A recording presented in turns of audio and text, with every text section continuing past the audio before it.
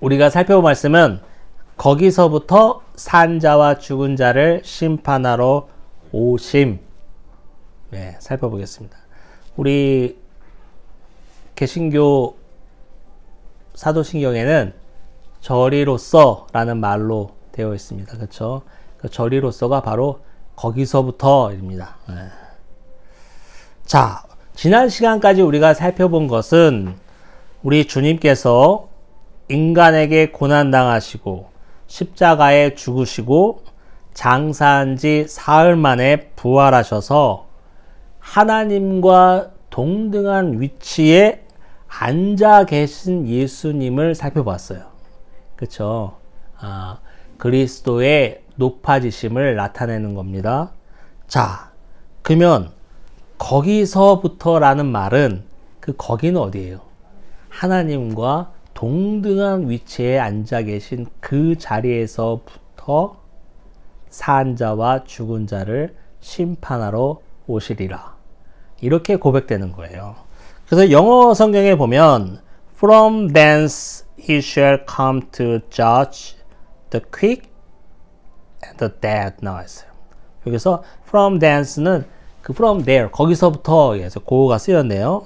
그래서 he shall come to 그는 반드시 온다. shall 영법 기억나십니까, 여러분? 반드시 한다라는 걸 나타낼 때 shall을 씁니다. He shall come to the judge. judge는 심판하러. 그래서 누구 심판하냐면 우리 본문에 나와 있죠. 옆에 제가 써놨죠. The quick. 이 quick이란 말을 제가 찾아봤어요. 몰라가지고.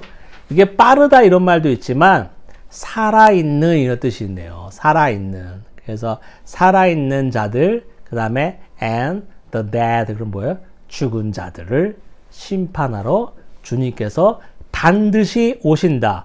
He shall come to judge. 어디서 오시냐고요?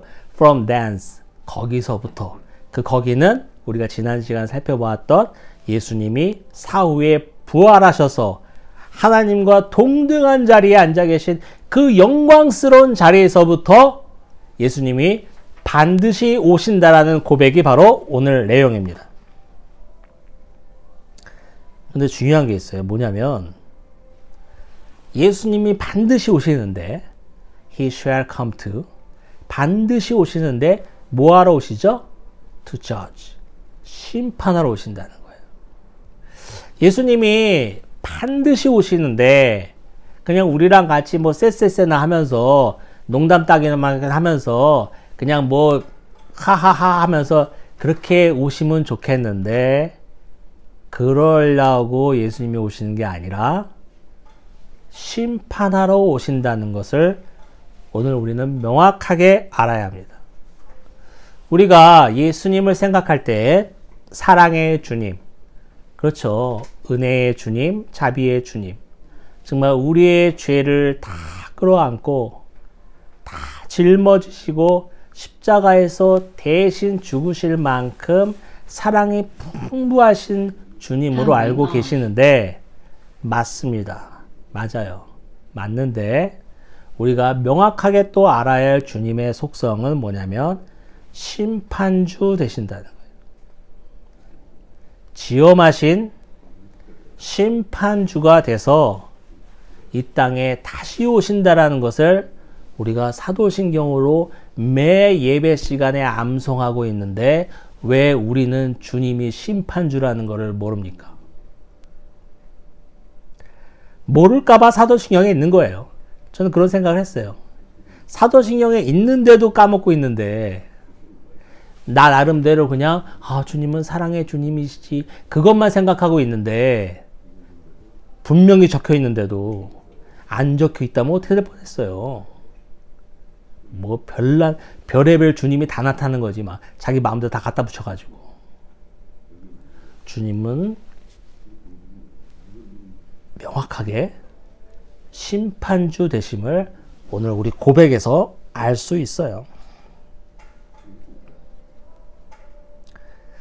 예수님이 거기에서부터 오셨다라는 그 말을 생각할 때 그 거기는 아까 제가 말씀드렸다시피 우리 지난 시간에 살펴본 내용이었죠.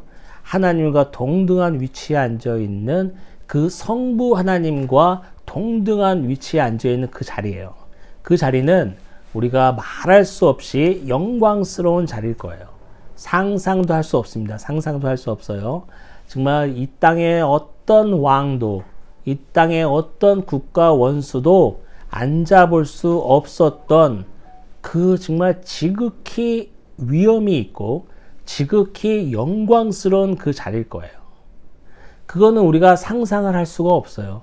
표현할 수가 없어요. 왜냐하면 우리는 그런 걸 본 적도 없기 때문에 그래요. 들은 적도 없기 때문에 그렇습니다.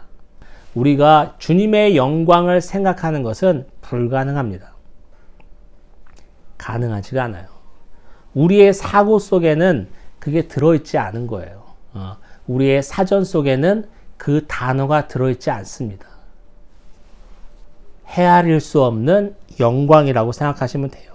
그런데 그 영광의 자리에까지 오르시기까지 말이에요. 예수님은 말도 못하는 고난을 당하셨잖아요. 피조물인 인간에게 고난을 당하고 죽임을 당하는 그 수치스러운 창조주 하나님으로서는 도저히 상상할 수 없는 자신이 만들어 놓은 피조물한테 고난을 당하고 죽임을 당하는 그 치욕적인 사건. 하지만 우리 예수님은 우리를 살리시기 위해서 그 치욕적인 것은 생각도 아니하시고 그 길밖에 우리를 살릴 길이 없었기에 십자가를 달게 지셨던 그 사건. 그 사건 뒤에 부활의 영광이 있는 거고 하늘로 오르셔서 우리가 상상할 수도 없는 영광의 자리까지 오르셨다는 게 바로 오늘 우리가 살펴본 사도신경의 내용이에요. 그래서 영광의 자리에서 우리를 심판하러 오시는데 그 영광의 자리에 오르기까지는 예수님의 그 순환, 우리가 그리스도의 순환, 그래서 Passion of Christ였나? 그런 영화도 옛날에 있었는데요. 그 그리스도의 순환이 있었다는 것을 명심해야 합니다. 그게 바로 고난주간이에요. 이번 주부터 이어지는 예수님이 이제 일주일 동안 이제 고난을 받으시는 그 주간이잖아요.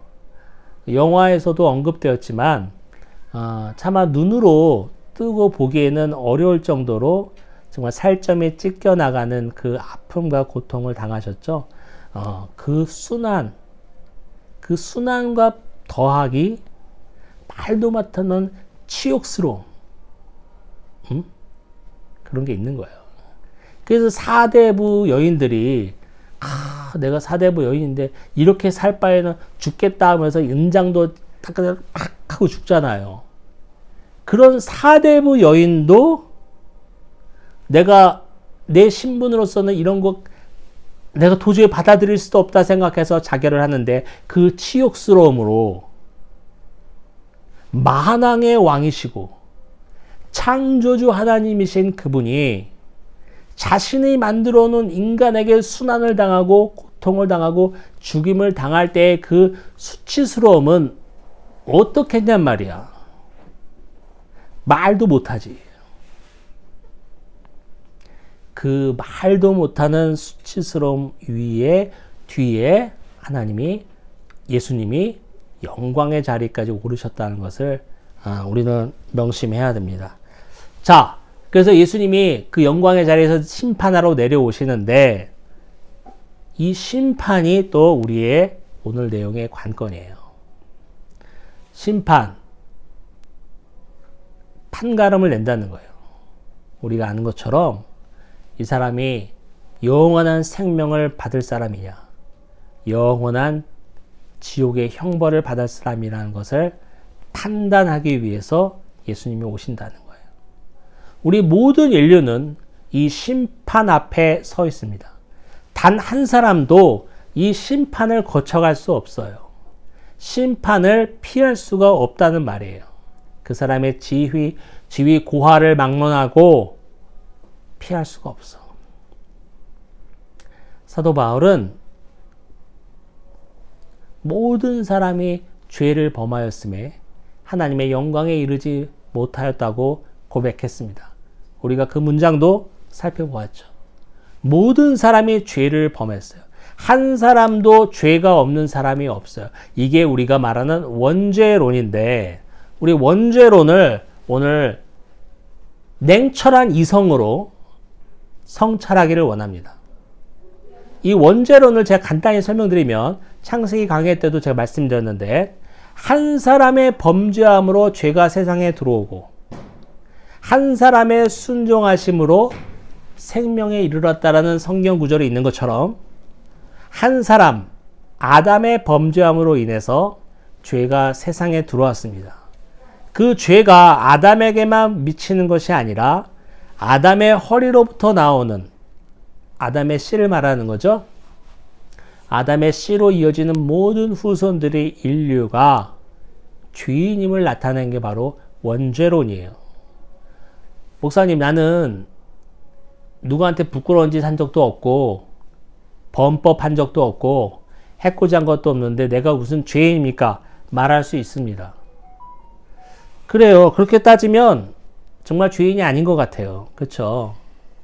제가 명확하게 오늘 설명드립니다. 이 원죄론이라는 것은 내가 뭘 했냐 안 했냐의 기준이 아니에요. 목사님, 나는 저 뉴스에 나오는 흉악범처럼 뭐 부녀자를 어떻게 한 것도 아니고 아동을 어떻게 한 것도 아니고 뭔데 난 안 했어요. 쟤는 했지. 근데 내가 왜 죄인입니까? 이런 접근이 아니라는 거니까, 원죄론이. 했냐 안 했냐의 문제가 아니야. 이 원죄는 존재론적으로 접근을 해야 돼요. 쉽게 말하면 뭐냐면, 안성빈 지금 존재하잖아요. 이건 여러분 믿으실 거 아니야. 여러분 앞에 지금 숨을 쉬고 앉아 있으니까, 이게 설교라고 앉아 있으니까 믿으실까? 안성빈 존재하죠. 네. 존재하면 죄가 있는 거야. 내가 뭘 했냐 안 했냐가 문제가 아니라, 저 사람보다 내가 그래도 낫지 않아요, 저것들보단 내가 좀 나은 것 같은데, 이런 게 아니라, 이게 숨 쉬고 앉아 있으면 그 사람이 존재하면 바로 죄인이야. 저는 이렇게 설명드리고 싶어요. 제가 나름대로 연구했는데, 마치 살아있는 모든 생명체가 내가 인지하지도 못하면서 들숨과 날숨으로 호흡 활동을 하고 생명을 유지하는 것처럼, 여러분 숨을 쉴 때 이번에는 들여 마셔야지, 이제 내뱉어야지, 조금 있다 들여 마셔야지, 참고 있다가 이쯤 됐다 들여 마셔야지, 더 참아보자, 이제 내뱉자, 이렇게 인지하면서 들숨 날숨을 쉬는 사람이 있습니까? 없지. 사람뿐만 아니라 모든 동물도 마찬가지고 식물도 마찬가지예요. 이게 존재론적인 거야. 내가 뭘 하고자 하는 의지도 필요 없어. 내가 뭘 해야겠다는 생각도 필요 없어. 그냥 살아있는 생명체는 내가 느끼든 못 느끼든 그냥 계속 숨을 쉬고 있는 거예요. 이렇게 느끼듯 못 느끼듯 들숨과 날숨으로 호흡 활동을 하는 모든 생명체가 바로 죄인이라는 거예요. 우리의 죄가 그렇다는 거야. 내가 알든 모르든 내가 해야 되겠다 말아야 되겠다 생각까지 가지도 않아요. 이렇게 숨처럼 나와 존재하는 것이 바로 죄예요. 그러면 이 죄가 어떻게 끝나겠어요? 내가 죽어야 끝나지. 안성빈이 죽으면 더 이상 숨을 안 쉴 거 아니에요. 그럼 죄가 끝나는 거예요. 그러니까 거꾸로 말하면 우리가 숨을 멎을 때까지 내 안에 죄가 떠나지 않는다게 바로 성경의 가르침이에요. 그게 바로 모든 사람이 죄를 범하였음이에요. 이게 원죄야. 이거를 우리가 얼마나 알고 있느냐, 인정하느냐의 문제입니다. 현대교회의 가장 큰 문제는 죄에 대해서 설교하지 않아요. 왜? 사람들이 싫어하니까. 하지만 성경은 이 방대한 양의 성경책의 가장 첫머리 창세기 초반에서부터 원죄를 언급하고 있어요. 중요한 책의 첫 장부터 설명하지 않는다면 그건 그 책에 대한 좋은 설명이 아니겠죠. 이 죄를 어떻게 할 거냔 말이에요.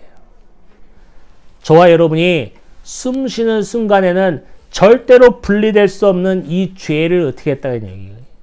이 죄를 심판하러 오늘 사도신경에 나온 것처럼 예수님이 오시는 거예요. 이 죄.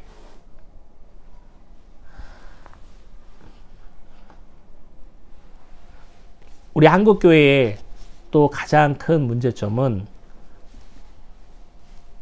죄에 대해서 설교도 하지 않을 뿐더러 모든 성도님들이 자기가 얼마나 죄인인 걸 잘 모르고 있어. 더군다나 큰 교회 다니는 성도님들이 더 그런 경향이 있습니다. 사회적으로 어느 정도 지위가 있고 안정된 생활을 하고 있어요. 그래서 주일날 다 양복 차려입고 차 끌고 와가지고 주차해서 아주 나이스하게 성경책 옆구리에 끼고 딱 본당으로 올라가서 점잖게 앉아서 예배드리다가 이제 다시 또 점잖게 내려가서 차 타고 집에 가면 자신은 어느 정도 수준을 갖춘 사람이라고 생각하는 경우가 참 많아요. 너무나 큰 착각이죠. 우리는 그런 존재가 아닙니다. 그런 존재가 아니야. 우리 안에서는 나올 수 있는 것은 죄밖에 없다고 설명드릴 수 있을 만큼 죄로 다 똘똘 뭉쳐진 게 바로 저와 여러분이에요. 저는 아까 실제론적으로 말씀드렸는데 저는 이렇게도 또 말씀드리고 싶어요. 뭐냐면 가만히 자기를 성찰해 보자고요. 제가 이런 얘기할 때마다 드리는 비유가 있는데 몇 번 얘기했는데 여러분 나 자신은 나밖에 몰라요. 사실은. 여러분 옆에 아내도 있고 남편도 있을 수 있어요. 또 내가 낳은 자식들도 있을 수 있어요. 아주 밀접한 관계에 있는 사람들이죠. 저들이 나를 알아요? 여러분의 남편이, 여러분의 아내가, 자식이 나를 얼마나 안다고 생각합니까? 완전히 모르죠. 그걸 거꾸로 말하면 내 아내와 남편과 내 자식을 내가 충분히 속일 수도 있습니다. 저들이 못 느끼게끔 내가 할 수도 있어요. 하지만 내가 속일 수 없는 존재가 둘이 있어요. 뭐냐면 하나님을 속일 수 없습니다. 또 자기 자신을 속일 수 없어요. 자기 자신을. 내 바로 옆에 있는 아내와 남편은 속일 수 있습니다. 저들이 모르게 할 수 있어요. 하지만 나 자신을 속일 수는 없어요. 그런 관점에서 생각해 보세요. 여러분 속 안에 있는 죄가 안 보입니까? 난 너무나 잘 보여. 그래서 나는 날마다 내가 목사인 게 부끄러울 정도로 잘 보인다고. 나 같은 것도 목사라고. 여러분 이게 안 보이면 말짱 꽝이에요. 내 아내 남편도 모르는 나. 이 나가 안 보이냐고. 이게 안 보여요. 이 더럽고 추잡하고 욕심에 가득 차 있는 시기와 질투에 가득 차 있는, 가릴 수 있지. 잘 됐어요. 축하드립니다. 하나님의 은혜입니다. 하지만 속으로는 뒤틀리는 이 심정을 나는 알잖아. 이거 모르냐고요. 이거 모르면 여러분 교회 와도 말짱 꽝이야.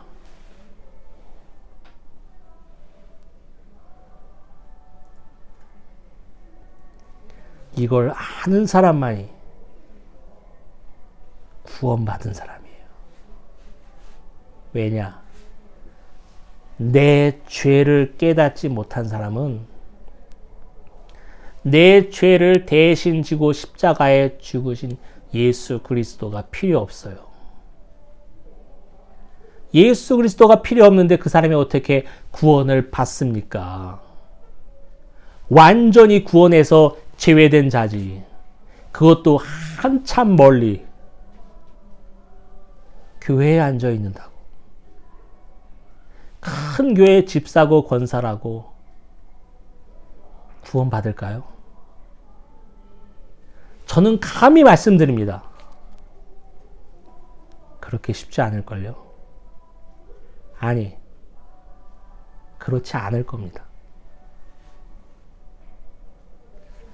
이 존재론적인 죄의 접근과 나만 알고 있는 자기의 성찰로 드러나는 나의 진면모를 보면서 죄를 깨닫지 못한다면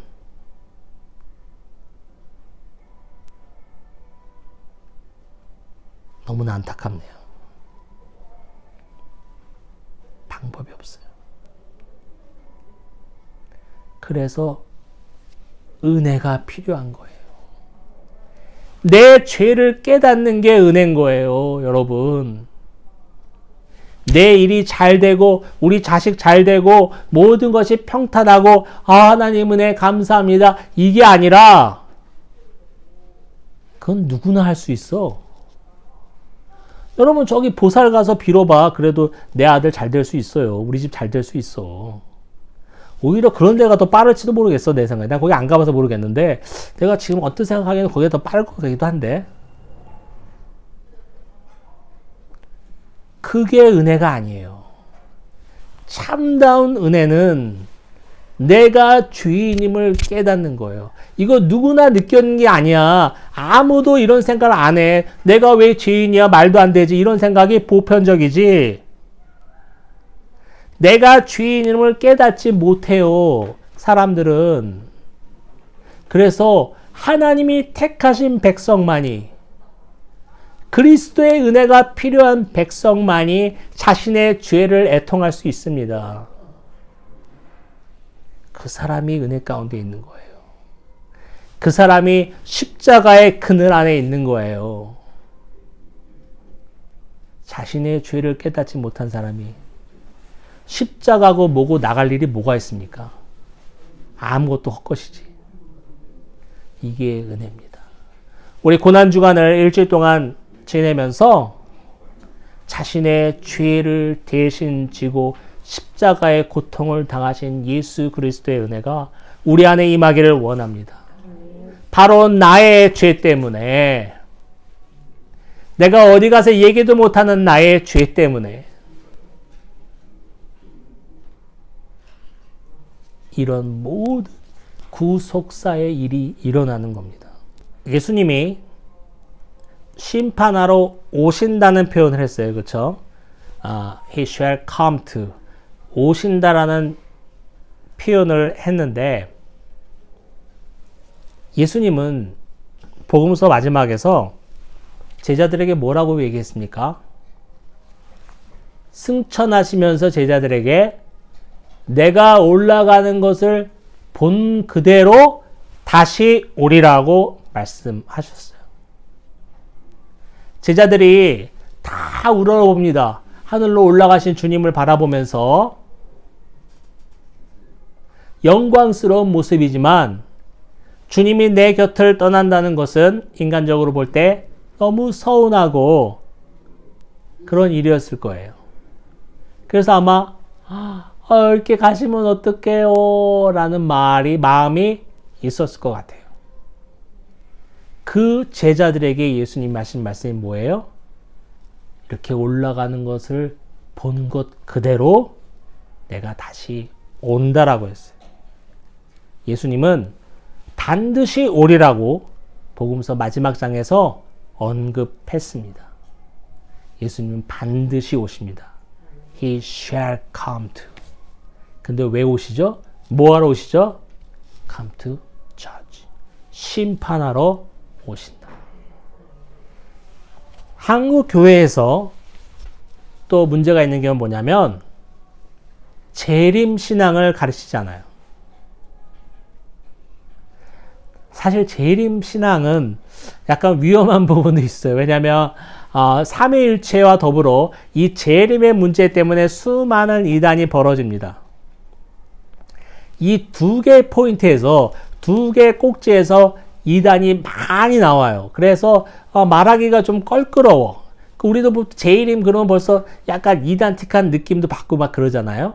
그 다음에 90년대 말인가요? 뭐 다미성교회, 그쵸? 재림 기다리면서 모든 것을 막 탕진하고 매달렸던 그런 또 이단 단체도 있었고, 이런 모든 문제들 때문에 재림에 대해서 말하기가 서로 듣는 사람이나 또 설교하는 사람이나 거꾸로운 면이 있어요. 하지만 반드시 주님이 오신다라는 재림은 우리 교회에서 늘 가르쳐지고 우리가 늘 설교로 들어야 할 내용이에요. 왜요? 사도신경에도 있잖아요. 매회 예배 때마다 주님이 다시 오신다라는 것을 암송하고 있는데 그것을 가르치지 않는다는 것은 참 문제가 있죠. 주님은 반드시 다시 오십니다. 오시는데 그냥 놀러 오시는 게 아니라 심판하러 오십니다. 많은 사람들이 저한테 묻습니다. 목사님, 우리의 신앙을 좀 체크할 수 있는 신앙의 정도가 어느 정도인지 알아볼 수 있는 뭐 바로미터 같은 게 있습니까? 물어요. 저는 감히 이렇게 말씀드리고 싶어요. 그 사람이 얼마나 예수님을 기다리고 있습니까?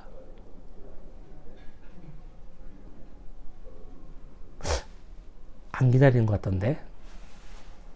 그러면 빵점. 아니에요. 그 권사님, 우리 교회 큰 교회에서 얼마나 봉사도 많이 하시고 성경 헌금도 많이 하시고 지금 헌금도 많이 하시고 막 그러시는데요. 아유, 그 남편 장로님도 그냥 큰일 많이 하시는데 그래도 빵점. 다시 오실 주님을 기다리지 않아도, 하나도 기다리지 않아도 그 모든 것들은 할 수 있습니다. 그에 출석할 수 있고,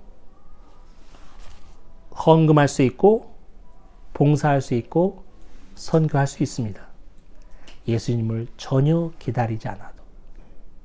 심지어는 예수님이 그런 거 좀 안 왔으면 좋겠다. 나 지금 괜찮은데 우리 집에 뭐 부족한 게 뭐가 있니? 이런 생각을 갖고 있는 사람도 충분히 교회에서 봉사하고 헌금할 수 있어요. 하지만 주님을 기다리는 사람은 교회에 출석하여 예배드리는 일, 헌금하는 일, 봉사하는 일, 선교하는 일을 안 할 수가 없습니다. 여러분, 이 차이를 이해하겠어요? 예수님을 기다리지 않아도 교회의 모든 일에 적극적으로 할 수 있다는 것. 반대로 예수님을 기다리는 사람은 그 모든 일을 안 할 수 없다는 걸 이해하겠냐고요. 바로 그 차이예요.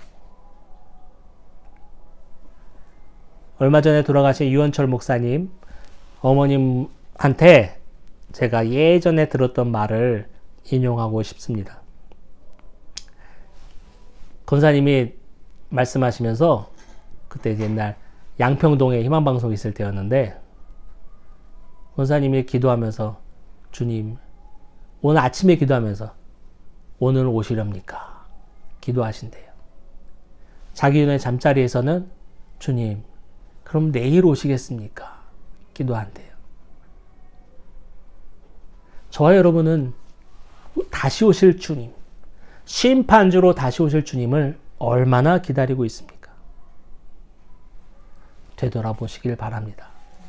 기도하겠습니다. 하나님 아버지 감사합니다.